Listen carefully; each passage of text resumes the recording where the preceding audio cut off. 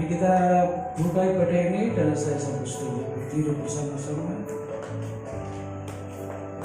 Sungguh kami bersyukur sepanjang 6 hari Tuhan pimpin langkah-langkah kami, Tuhan pimpin setiap aktivitas kami. Dan pada hari yang ke-7 kami letakkan setiap kegiatan kami datang kepada Tuhan semata-mata ingin bersyukur atas segala kebaikan dan kemurahan Tuhan sepanjang minggu ini. Oleh sebab itu Tuhan merapi kami semuanya, supaya penyembahan kami, pujian kami boleh berkenan di hati Tuhan. Tuhan memberi kuasa kepada setiap pelayan Tuhan yang ambil bagian dalam pelayanan pagi hari ini, supaya pelayanan ini menjadi pelayanan yang menyenangkan hati Tuhan. Kami serahkan teman-teman kami yang dalam perjalanan, Tuhan tolong mereka supaya mereka segera sampai ke tempat ini untuk mereka masuk dalam ibadah pada pagi hari ini. Dari awal pertengahan sampai akhir ibadah ini kami serahkan hanya di dalam kuasa Tuhan. Kiranya Tuhan memberkati ibadah ini dan kami buka ibadah ini hanya di dalam satu nama Tuhan Yesus Kristus. Amin. Silakan duduk Bapak-Ibu.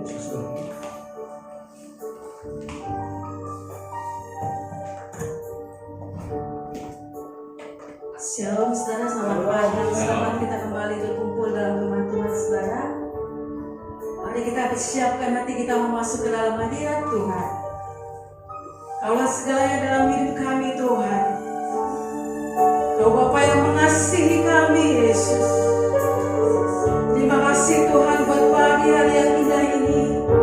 Kami boleh kembali berkumpul di tempat ini itu semua karena kemurahan Tuhan. Mari saudara, kita sembah Yesus, kita puji, kita angkat puji-pujian yang kita berikan buat Tuhan saat pagi hari ini. Mari kita angkat pujian yang mengatakan, Kau Bapa yang mengasihiku, Kau sanggup memulihkan kami Tuhan.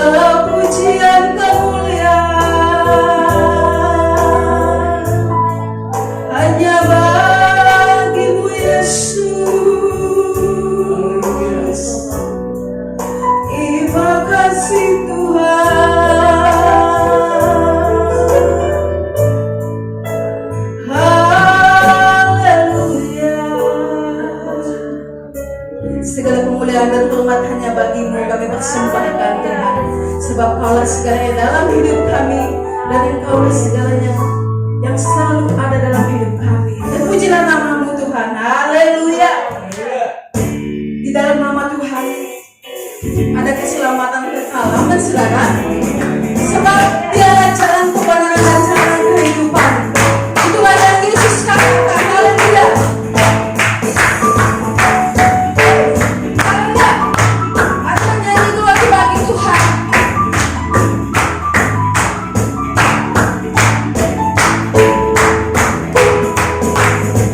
Jalan kebenaran dan jalan kehidupan, itulah Yesus katakan. Aku percaya di dalam namanya ada keselamatan kekal. Aku jalan kebenaran dan jalan kehidupan, itulah Yesus katakan. Aku percaya di dalam namanya ada keselamatan kekal.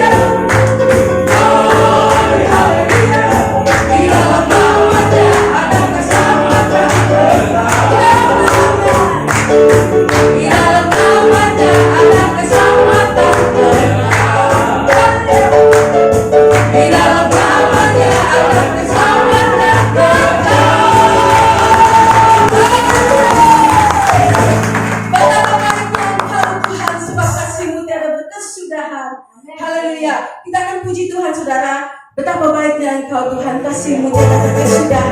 Haleluya.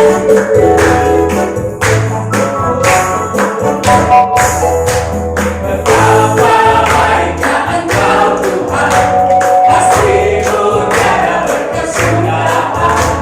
Betapa punya kasih-Mu Yesus, jiwaku diselamatkan. Betapa baiknya Engkau Tuhan, kasih-Mu tiada berkesudahan. Betapa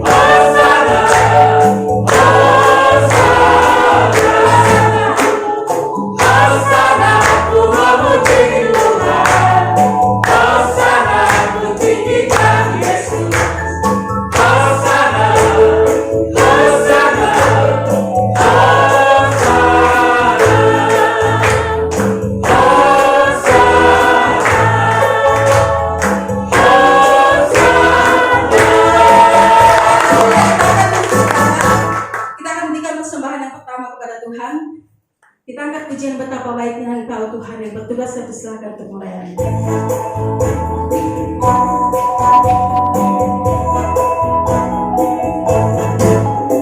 Betapa baiknya Engkau Tuhan, kasih-Mu tiada berkesudahan. Betapa mulia kasih-Mu Yesus, jiwaku diselamatkan.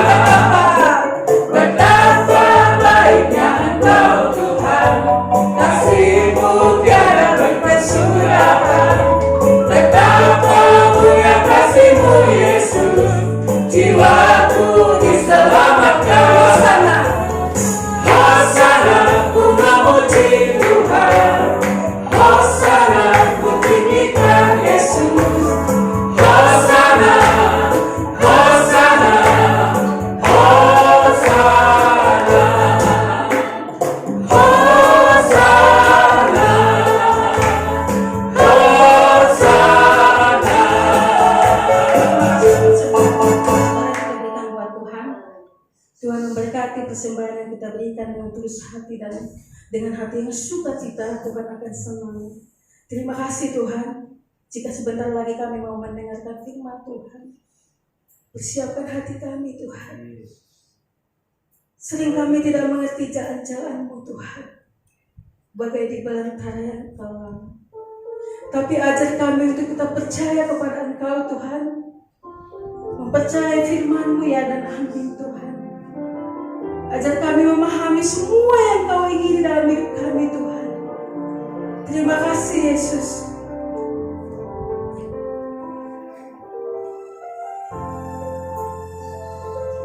Terima kasih Tuhan. Terpujilah nama-Mu Tuhan. Tanpa seribu tanya, kami tetap percaya kepada Tuhan. Sering ku tak mengerti jalan-jalan-Mu Tuhan, bagai di belantara yang gelap. Tanpa seribu tanya, namun tetap percaya, jejak-Mu Tuhan sungguh sempurna. Sering ku tak mengerti jalan-jalan-Mu Tuhan, bagai di belantara yang gelap. Tanpa seribu tanya, namun tetap percaya, jejak-Mu Tuhan sungguh sempurna. Aku memahami, ajarku memahami semua yang Kau ingini, agar hidupku puaskan hati-Mu.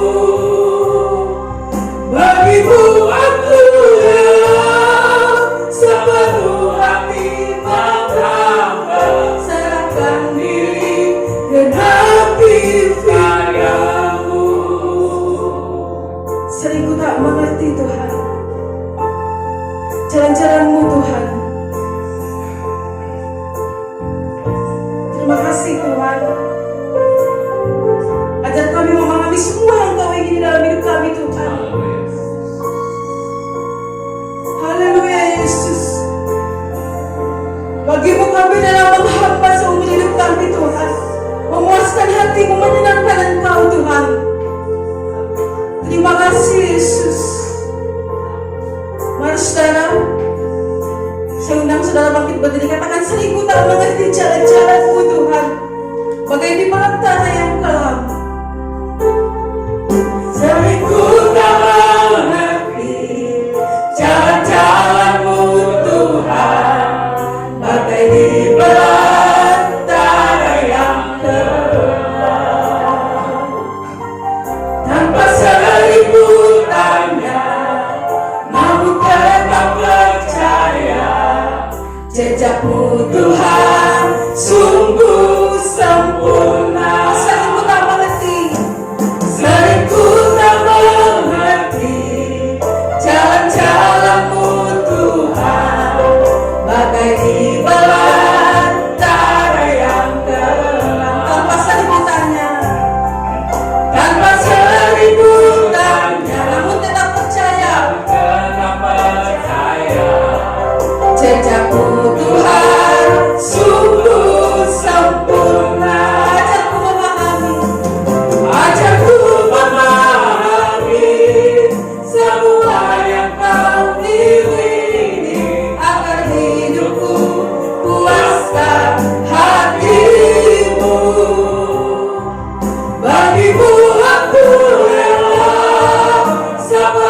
hati menghamba, serahkan diri, genapi karyamu.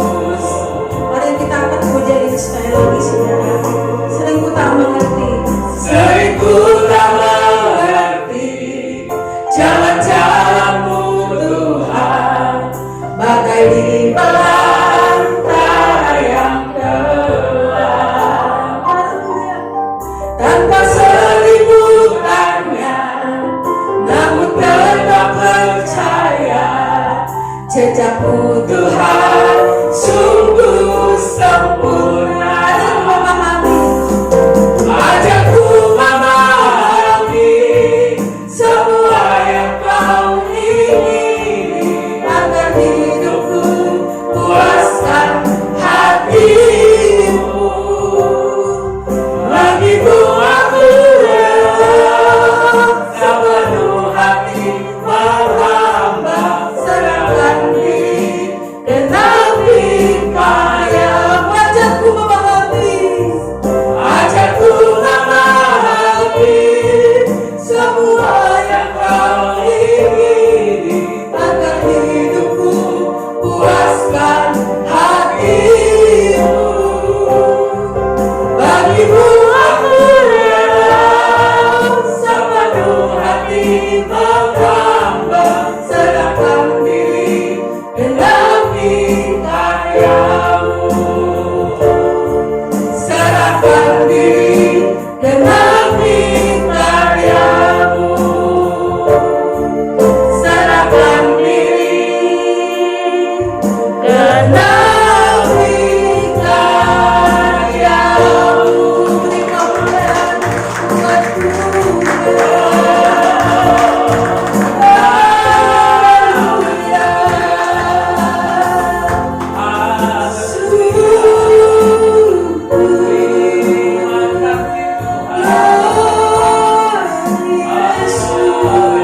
Terima kasih Tuhan.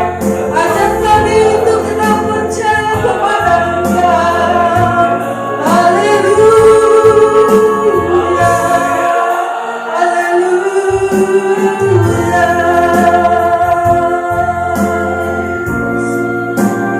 Terima kasih Yesus. Haleluya. Jadi kami memahami semua yang kau ingini Tuhan dalam hidup kami Tuhan, supaya hidup kami berkenan di hati Tuhan. Ajar kami untuk tetap percaya kepada Engkau Tuhan, karena Engkaulah Allah penolong kami, Allah kekuatan dalam hidup kami Tuhan. Terpujilah namamu selama-lamanya Tuhan. Tidak ada lain seperti Engkau Yesus, karena Engkau yang kami sembah seumur hidup kami. Terima kasih Tuhan, terima kasih Yesus. Untuk firman Tuhan saya serahkan kepada Ibu Estasia.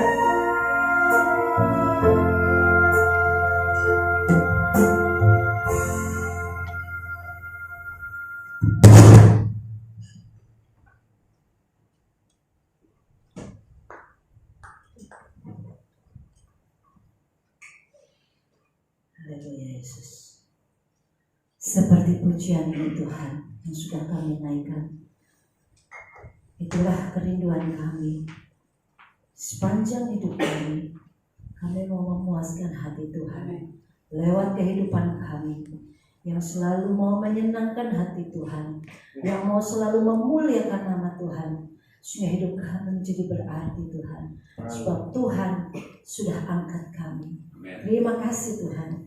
Kami bersyukur biarlah apa yang sudah kami persembahkan kepada Tuhan lewat pujian penyembahan kami berkenan di hadapan Tuhan, menjadi dupa yang harum di hadapan Tuhan. Dan tiba waktunya bagi kami untuk ditabur oleh firman Tuhan. Buka telinga kami, buka hati kami Tuhan, agar firman Tuhan masuk ke dalam hati kami, memperbaharui kami dan memulihkan kami. Terima kasih Tuhan. Bekerjalah ya Roh Kudus, setiap kami siap untuk kita beri firman Tuhan. Di dalam nama Tuhan Yesus Kristus kami berdoa. Amin. Ya, puji Tuhan. Ya. Shalom saudara. Si nama Tuhan pagi hari ini saya percaya kita semua diberkati Tuhan ya. Nah, saudara, Kita bersyukur tanpa kita sadari atau tanpa terasa kita sudah memasuki minggu keempat di bulan Februari ya. Nah, sungguh anugerah Tuhan yang besar dan luar biasa saat kita bisa melalui hari demi hari, kita bisa lewati segala tantangan dan rintangan. Itu semua karena penyertaan Tuhan dalam hidup kita. Nah, demikian dalam hidup kita, saudara. Karena kita hidup berdampingan, kita tidak hidup sendiri. Tentunya tidak semuanya baik-baik dan mulus-mulus saja, betul nggak, saudara? Namanya kita hidup berdampingan dengan orang lain, ada kalanya kita mungkin bergesekan, ya. Ada kalanya kita bersentuhan, ada kalanya kita mungkin bersenggol-senggolan. Nah, ini yang seringkali saat kita bersentuhan, saat kita bersenggolan, tanpa kita sadari, mungkin kita menyakiti orang lain atau mungkin kita disakiti orang lain. Hanya pertanyaannya seperti ini, saudara. Saat kita mendapatkan gesekan dari orang lain, ya,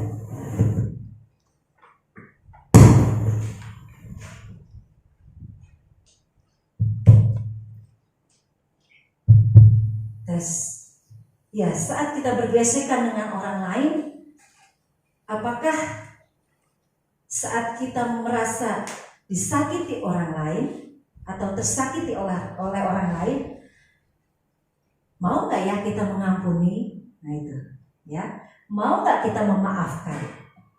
Nah, pagi hari ini tema kita adalah indahnya mengampuni. Mari kita buka di dalam kitab kita, di dalam Markus pasal 11 ayatnya yang ke-25 dan 26. Saya akan bacakan bagi saudara. Markus 11 ayat 25 dan 26. Dan jika kamu berdiri untuk berdoa, ampunilah dahulu sekiranya ada barang sesuatu dalam hatimu terhadap seseorang, supaya juga Bapamu yang di surga mengampuni kesalahan-kesalahanmu. Tetapi jika kamu tidak mengampuni, maka Bapamu yang di surga juga tidak akan mengampuni kesalahan-kesalahanmu. Nah, saudara, kita perhatikan kata mengampuni ya. Mengampuni adalah sebuah kata yang mudah sekali untuk diucapkan. Ya, seringkali kita ayo dong mengampuni, mudah untuk diucapkan, tetapi sulit atau tidak mudah untuk dilakukan. Ya, mengampuni itu sebuah kata yang sederhana sebenarnya, tapi mempunyai nilai yang sangat tinggi dan membawa kita dan menjadi jembatan buat kita dari dunia ini menuju surga. Ya, tadi udah jelas saudara bisa baca ya. Dan inilah yang seringkali banyak dilakukan oleh orang-orang Kristen. Ada banyak orang Kristen tidak kesulitan untuk berdoa, ya, tidak kesulitan untuk memuji Tuhan. Dia bisa dengan lancarnya berdoa, dia bisa dengan baiknya memuji Tuhan. Tapi di saat dia diminta untuk mengampuni, banyak dari antara mereka yang tidak mampu atau tidak dapat melakukannya. Mereka menganggap berdoa, memuji Tuhan itu jauh lebih penting daripada mengampuni. Makanya seringkali ada orang merasa, aku gak pernah nyenggol orang, gak pernah nyakitin orang, aku kalaupun disakiti ya diam-diam aja. Banyak kan? Banyak, saudara. Ya, mereka menganggap berdoa, memuji Tuhan itu jauh lebih penting daripada mengampuni. Dan apa kata firman Tuhan yang sebenarnya? Kita sudah baca tadi di dalam Markus tadi dalam ayat yang pasal ke-11 ayat 25 dikatakan, dan jika kamu berdiri untuk berdoa, ampunilah dahulu sekiranya ada barang sesuatu. Nah ya, ampunilah dahulu sekiranya ada barang sesuatu dalam hatimu terhadap seseorang, supaya juga Bapamu yang di surga mengampuni kesalahanmu. Jelas, saudara. Ya, di situ dikatakan bahwa kita lihat, karena Allah kita adalah Allah yang benar, Allah kita adalah Allah yang kudus, maka Tuhan mau setiap kita yang datang kepada Tuhan, baik itu berdoa, baik itu memuji Tuhan, baik itu beribadah, Tuhan mau kita melihat hati kita. Ya, kita mau koreksi hati kita. Apakah hati kita sudah dalam posisi yang benar? Artinya tidak ada celah terhadap siapapun. Karena Allah kita Allah yang kudus, Tuhan mau saat kita datang kepada Tuhan, kita pun kudus di hadapannya.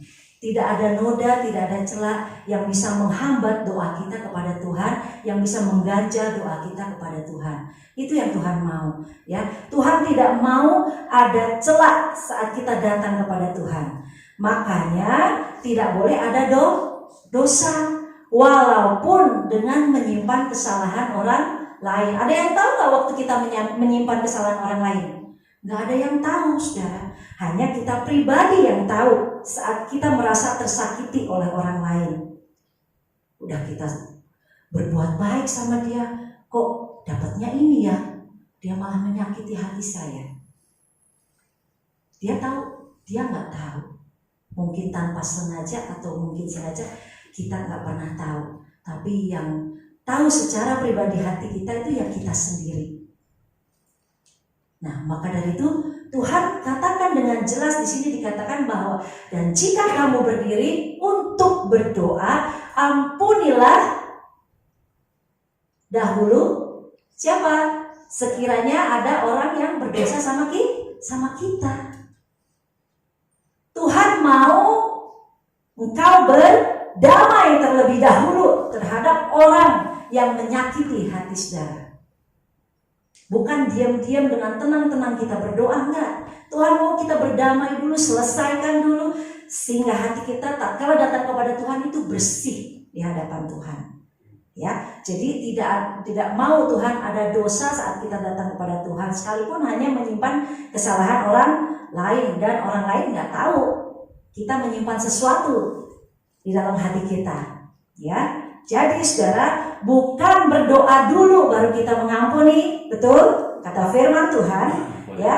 Bukan memuji Tuhan dulu, bukan kita bernubuat dulu baru kita mengampuni.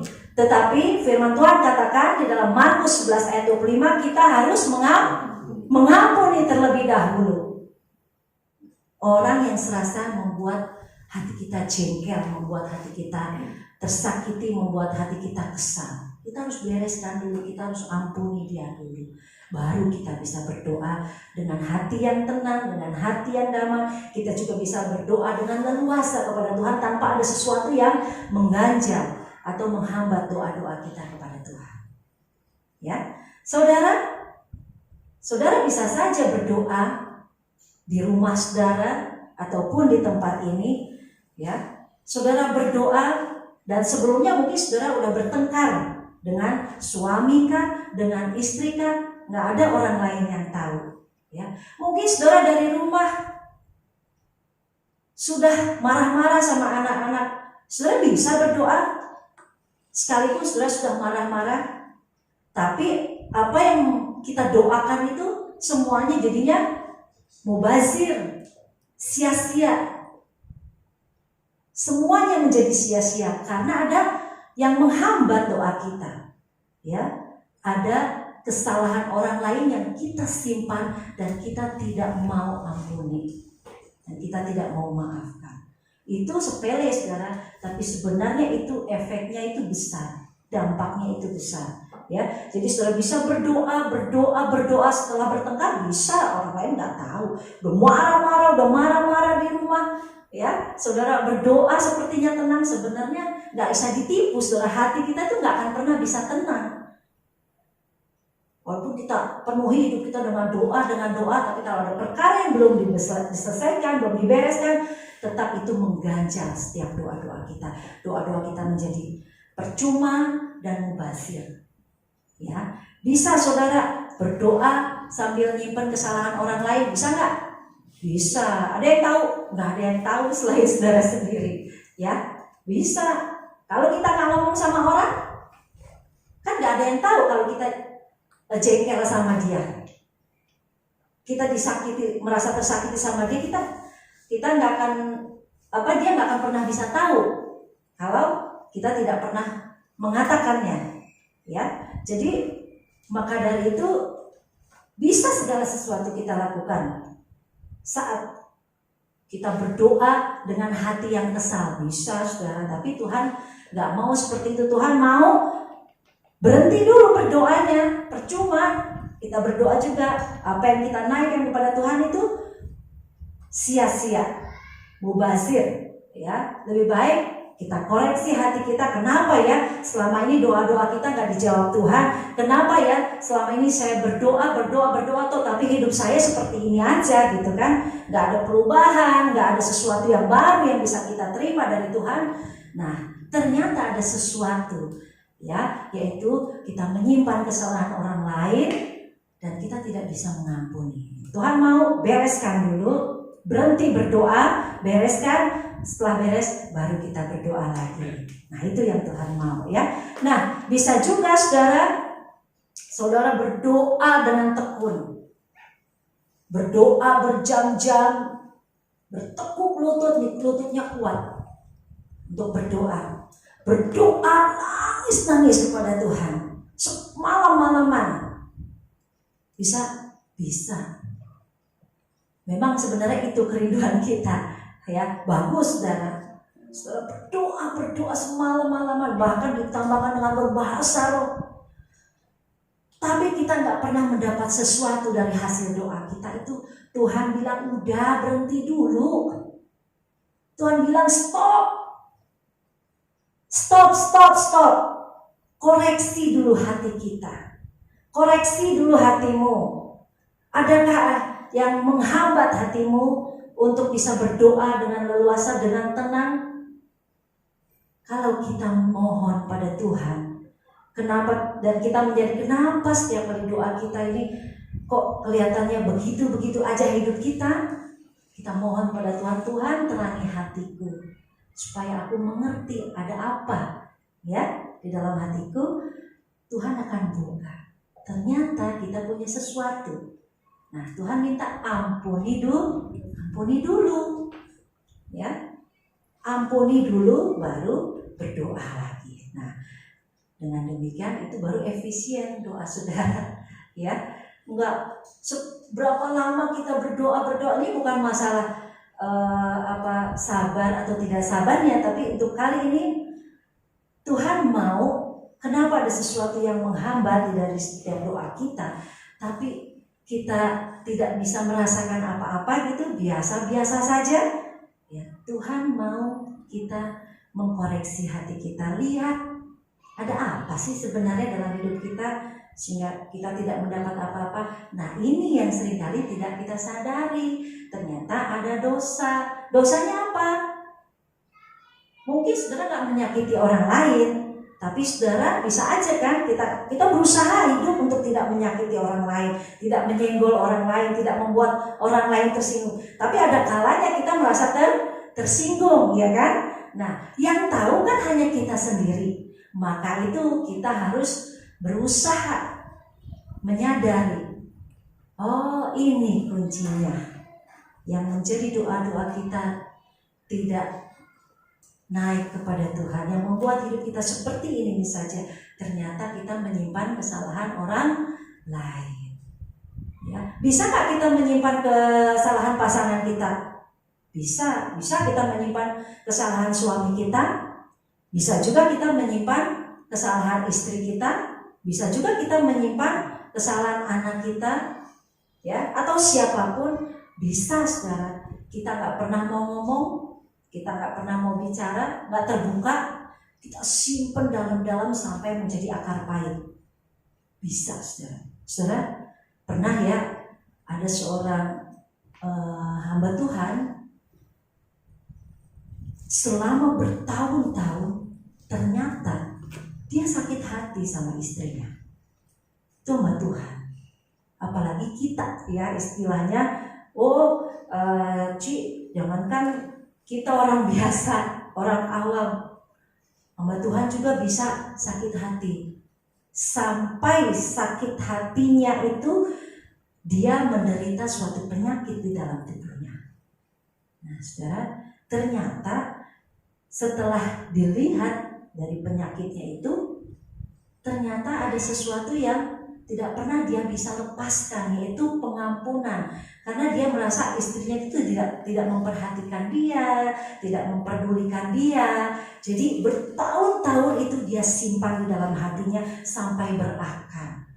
Nah, sesuatu yang tidak baik kita simpan di dalam hati kita itu bisa menjadi penyakit. Bukan hanya menjadi penyakit bagi jasmani kita, tetapi juga menjadi penyakit buat rohani kita.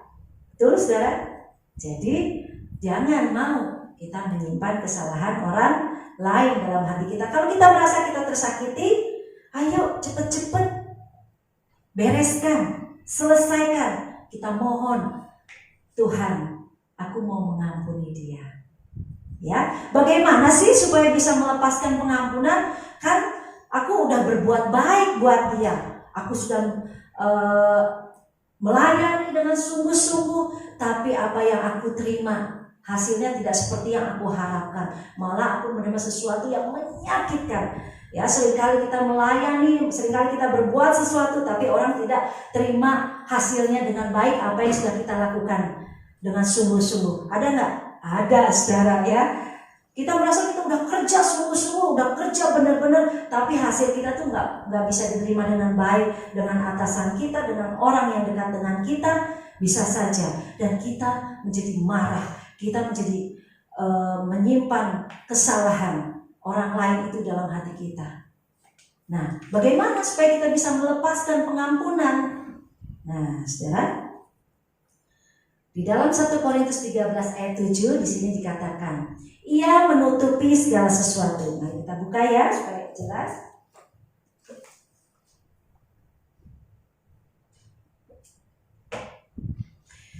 Di dalam 1 Korintus 13 ayat 7, ia menutupi segala sesuatu, percaya segala sesuatu, mengharapkan segala sesuatu, sabar menanggung segala sesuatu. Saudara, bagaimana kita bisa melepaskan pengampunan? Yang pertama, kita harus mengasihi. Ya. Kita harus mengasihi orang yang bersalah kepada kita, sebab tanpa mengasihi kita tidak akan bisa melepaskan pengampunan atau sulit melepaskan pengampunan. Dengan dasar apa? Kasih, ya. Kasih, ia menutupi segala sesuatu. Dengan kasih menutupi segala kekurangan. Dengan mengasihi menutupi segala dosa. Jadi kita bisa melepaskan pengampunan kepada orang yang bersalah kepada kita dengan mengasihi.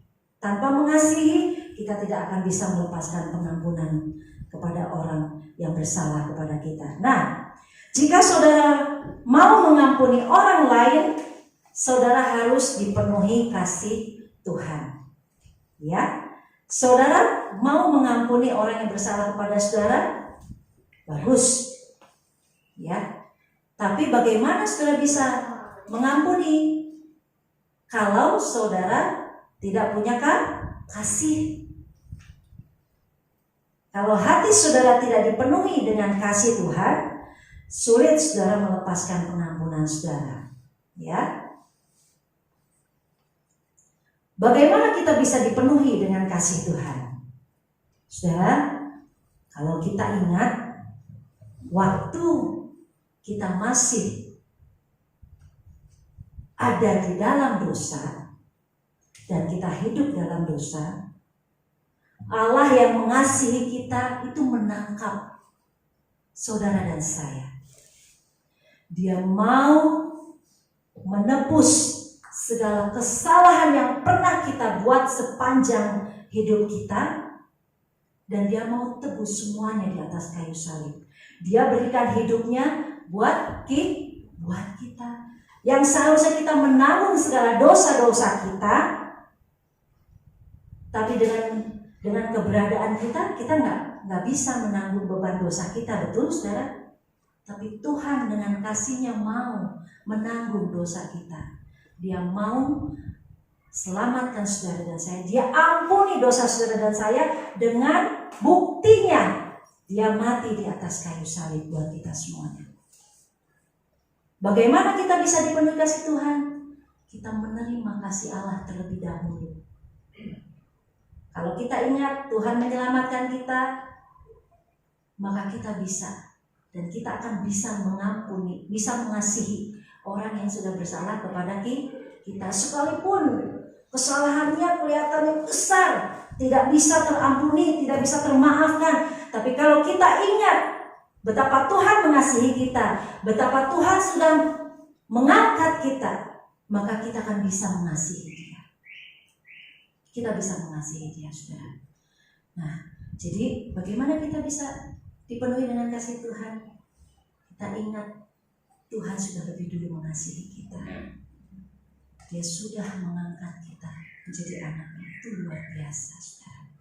Ya, jadi minta kalau hati saudara sampai saat ini belum dipenuhi dengan kasih Tuhan, ya, merasakan kasih Tuhan hanya dari kata orang, tapi secara pribadi kita belum menerima kasih Tuhan, maka kita harus minta sama Tuhan, Tuhan penuhi hidupku dengan kasih-Mu. Kalau hidup kita dipenuhi dengan kasih Tuhan, maka kita harus hidup di dalam kasih Tuhan. Maka kita akan bisa membagikan kasih yang Tuhan sudah berikan di dalam hati kita itu kepada orang lain. Memang gak mudah ya, apalagi gimana ya Ci, kesalahannya sudah terlalu besar. Biasanya kita seringkali melihat kesalahan orang itu seperti itu. Udah besar, saya gak bisa mengampuni dia, saya udah gak bisa maafin dia, udah berulang-ulang, udah berkali-kali dilakukan. Tapi kalau kasih Allah masuk ke dalam hati kita, kita ingat betapa baiknya Tuhan sudah mengampuni saya, maka saya pun bisa mengampuni dia. Saya bisa mengasihi dia dengan sepenuh hati, sekalipun dosanya sudah banyak menyakiti hati saya. Kesalahannya sudah banyak menyakiti hati saya bisa mengasihi dia. Ya, saudara, mari kita minta sama Tuhan, penuhi hatiku Tuhan. Ya, nah, jika saudara dipenuhi kasih Tuhan, saudara bisa mengasihi orang yang bersalah kepada kita itu dengan leluasa, dengan hati yang tenang, dengan hati yang benar-benar kita mengasihi dia. Karena kita tahu, iya siapa sih di dunia ini orang yang sempurna, saya juga gak sempurna, ya kan? Orang pun bisa gak sempurna, maka kita bisa mengasihi dia dengan hati yang tulus. Karena kita ingat, Tuhan sudah lebih dulu mengasihi aku, maka aku mau mengasihi engkau dengan sungguh-sungguh. Nah, itu yang harus kita lakukan, ya. Oke, kita lanjut. Jika saudara mengasihi orang yang bersalah kepada saudara, saudara bisa melepaskan kepada pengampunan. Nah, dampaknya kalau saudara sudah dipenuhi dengan kasih Tuhan, saudara bisa mengasihi dia, dan kemudian pengampunan itu bisa dilepaskan. Kita bisa memberi maaf. Seberapa berat kesalahan dia kepada kita tetap bisa memaafkan. Hati kita tetap terbuka lebar-lebar untuk memaafkan dia. Nah, kalau kita bisa mengampuni dengan tulus, berkatnya luar biasa buat kita. Nah, dan kalau kita mengampuni, saudara, jangan mengampuni dengan tapi, ya. Kita harus, kalau kita mengampuni itu kita mengampuni tidak boleh tapi oke, saya maafkan, tapi, nah itu lain. Itu namanya kita tidak tulus. Bagaimana kalau kita diampuni Tuhan, tapi Tuhan bilang, oke, aku ampuni engkau, tapi, nah tapinya ini, saudara, seringkali yang tapi ini tidak tulus, yang tapi ini tidak sungguh-sungguh untuk kita mengampuni dia. Betul nggak, saudara? Lo masih menuntut syarat, sekalipun nanti didikan itu ada, tetapi kita berusaha untuk mengampuni dia dengan sungguh-sungguh, dengan sepenuh hati. Ya, jadi itu yang Tuhan mau. Kalau kita tidak mengampuni dengan pakai kata tapi, ya. Nah, Mari saudara kita belajar. Ada satu contoh yang baik saat kita melihat seseorang itu mengampuni. Di dalam Lukas pasalnya yang ke-15. Saudara mungkin sudah dengar semuanya, sudah tahu semua ceritanya tentang seorang anak yang hilang, perumpamaan tentang anak yang hilang. Nah, saudara udah apa ya?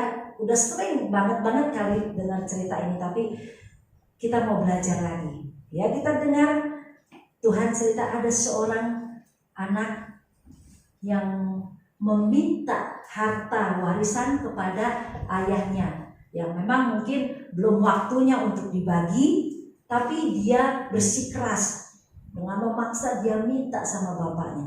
Mungkin di dalam hatinya juga dia sudah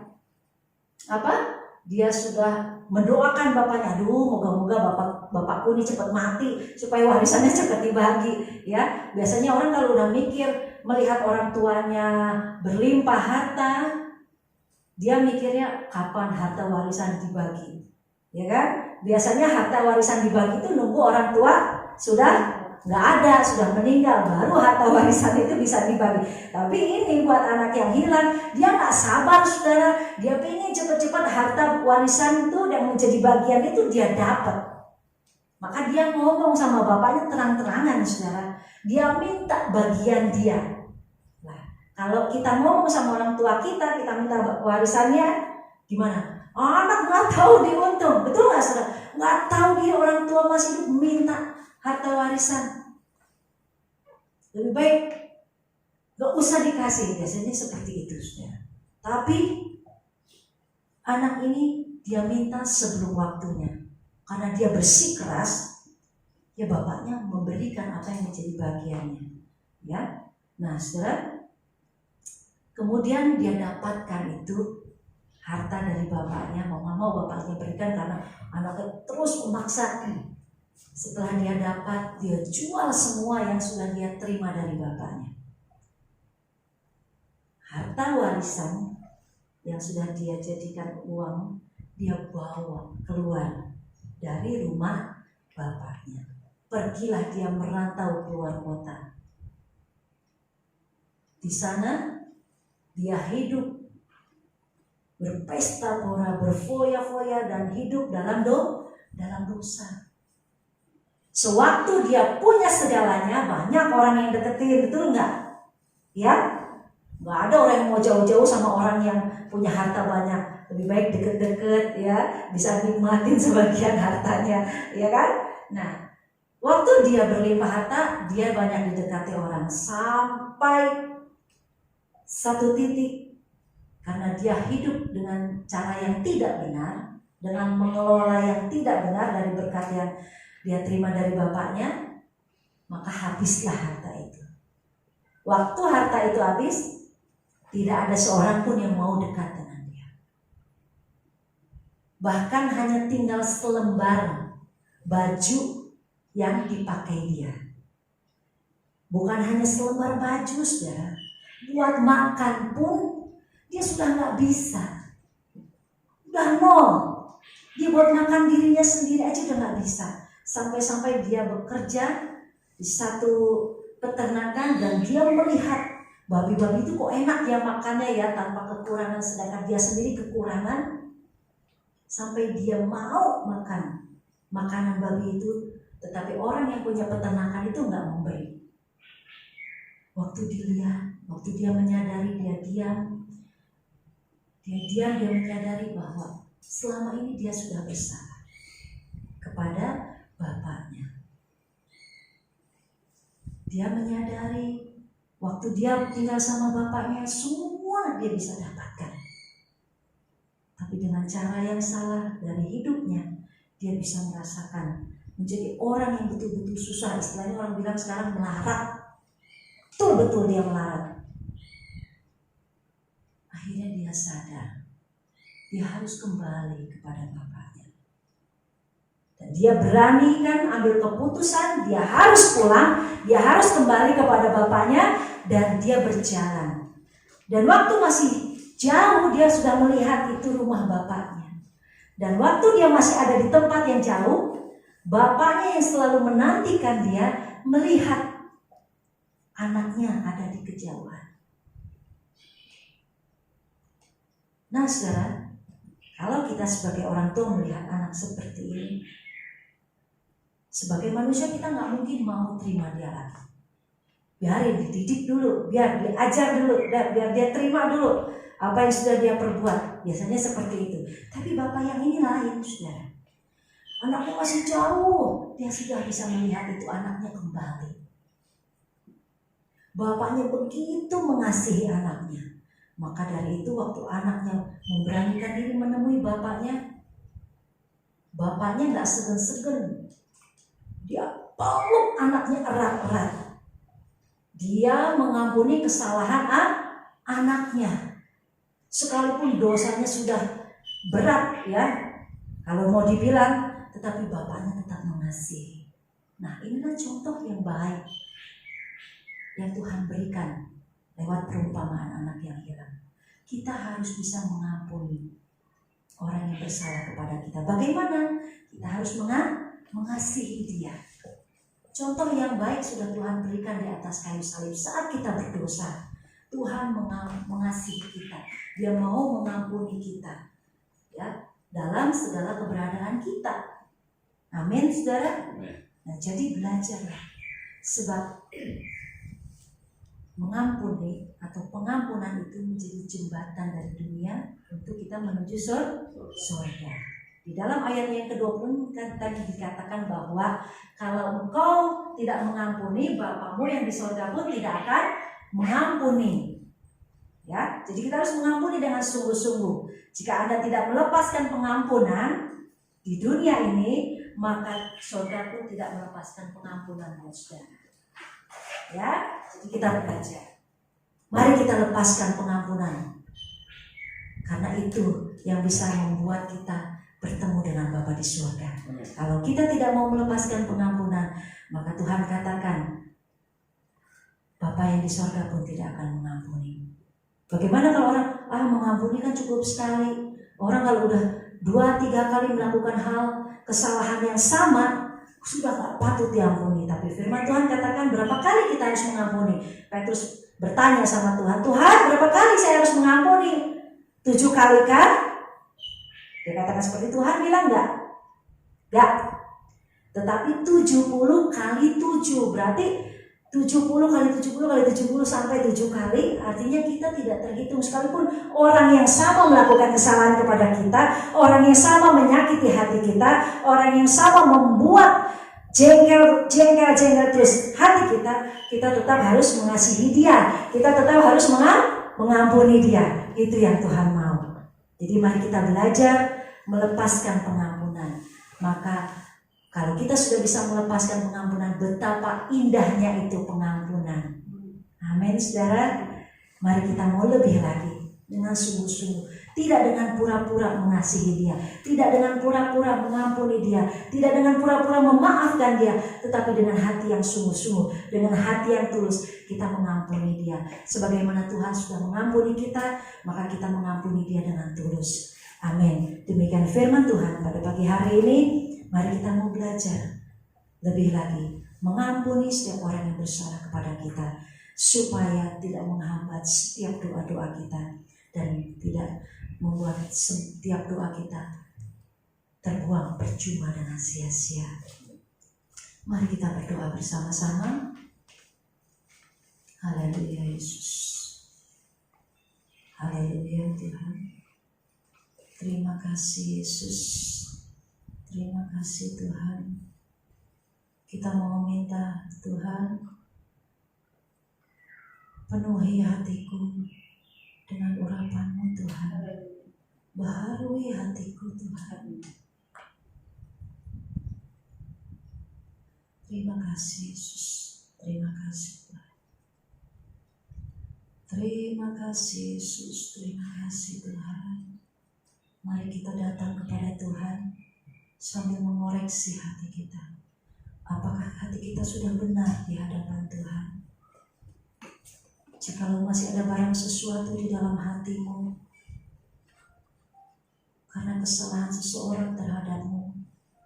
Mari kita minta Tuhan, berikan kasih-Mu yang seluas-luasnya ke dalam hatiku, supaya aku bisa mengasihi dia, supaya aku bisa mengampuni dan memaafkan dia, Tuhan.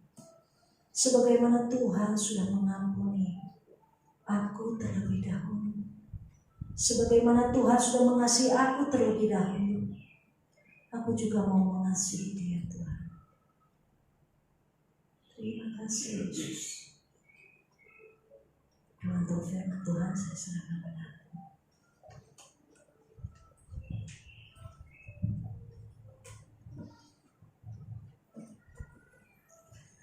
Dulu saya pernah berpikir menjadi orang Kristen itu cukup beribadah, tidak menyusahkan orang lain, tidak mengecewakan orang lain, sehingga rasanya saya menjadi orang Kristen yang aman-aman saja. Tetapi pagi hari ini kita juga diingatkan kembali, saudara bisa beribadah, bisa bernyanyi, bisa berdoa,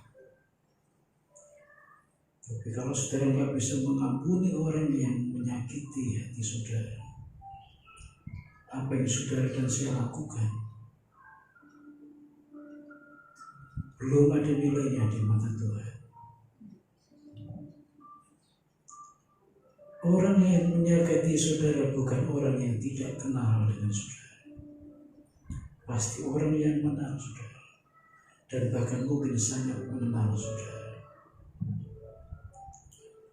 Atau sebaliknya, ada orang yang tersakiti karena kita. Dia bukan orang yang tidak kenal, yang tidak kita kenal, pasti orang yang kita kenal.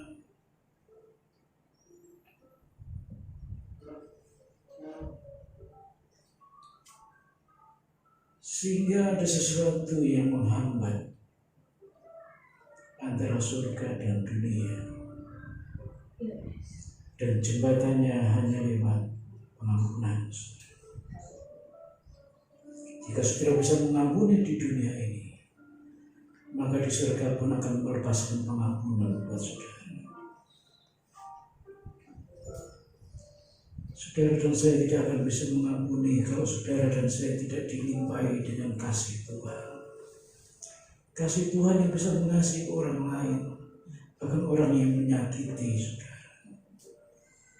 Maka pagi hari ini mintalah supaya kasih Tuhan melingkupi saudara dan saya, sehingga kita dimampukan untuk mengampuni orang yang bersalah kepada kita. Limpahi kami dengan kasih Tuhan, supaya kami bisa mengasihi orang yang lain, orang yang bersalah kepada kami, supaya kami bisa mengampuni orang yang bersalah kepada kami, sehingga kami boleh dipulihkan.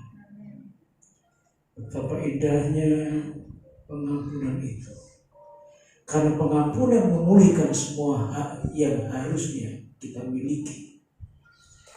Ketika anak yang hilang ini tetap hidup di dalam caranya sendiri, dia kehilangan semua hak dari bapaknya.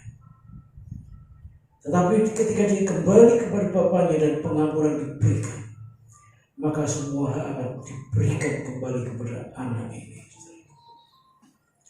Jika saudara diampuni Tuhan, maka semua hak yang saudara harus nikmati akan diberikan kembali kepada saudara. Dan jika saudara mengampuni orang lain, maka orang lain pun akan diberi hak untuk memiliki dan menikmati semua hal yang semestinya mereka miliki. Berikan kami kasih-Mu Tuhan, supaya kami bisa mengampuni siapa saja, terlebih orang-orang yang sangat dekat dengan kami. Terpujilah nama-Mu. Berkati hamba-Mu yang sudah menyampaikan firman-Mu, kiranya Tuhan bukakan rahasia-rahasia firman lagi, sehingga setiap pelayanannya boleh menjadi berkat bagi banyak. Di dalam nama Tuhan Yesus Kristus, kami bersyukur dan berdoa untuk firman Tuhan di pagi hari ini. Amin. Selamat. Mari kita tutup dalam doa. Terima kasih Tuhan. Kami bersyukur untuk penyertaan-Mu, perlindungan-Mu dalam kehidupan kami dan keluarga kami. Sekalipun dunia masih bergoncang, tetapi tangan Tuhan tidak pernah untuk berhenti menopang kami. Tuhan pimpin langkah-langkah kami, Tuhan sertai kami, Tuhan lindungi kami, sehingga kami tetap aman dalam perlindungan Tuhan. Kami bisa beraktivitas dan kami masih bisa menikmati berkat-berkat Tuhan. Berkati usaha jemaat-Mu, apapun yang mereka lakukan dan kerjakan dengan sungguh-sungguh dan bersama dengan Tuhan. Kiranya Tuhan memberikan berkat pada mereka. Lindungi, jagai jemaat-Mu dimanapun mereka berada, sehingga mereka aman dalam perlindungan Tuhan. Terima kasih Tuhan, kami bersyukur untuk hari ini. Kami bersyukur untuk setiap pelayan Tuhan yang berbagian. Kiranya Tuhan terus memakai mereka lebih dan lebih lagi. Persiapkan ibadah minggu depan, pelayan Tuhan persiapkan dengan baik, supaya pelayanan mereka menjadi pelayanan yang menjadi kesukaan Tuhan. Terima kasih teman-teman kami yang tidak bisa hadir hari ini. Tuhan tengok mereka, supaya mereka juga Tuhan tolong, dan minggu depan mereka bisa hadir di tempat ini. Kami serahkan rencana kami 1 minggu ini, bahkan ke depan, kiranya Tuhan ikut serta di dalamnya, sehingga ketika Tuhan bersama-sama dalam rancangan kami, kiranya kehendak Tuhan yang jadi, Tuhan yang membuat semuanya berjalan dengan baik dan indah pada waktunya.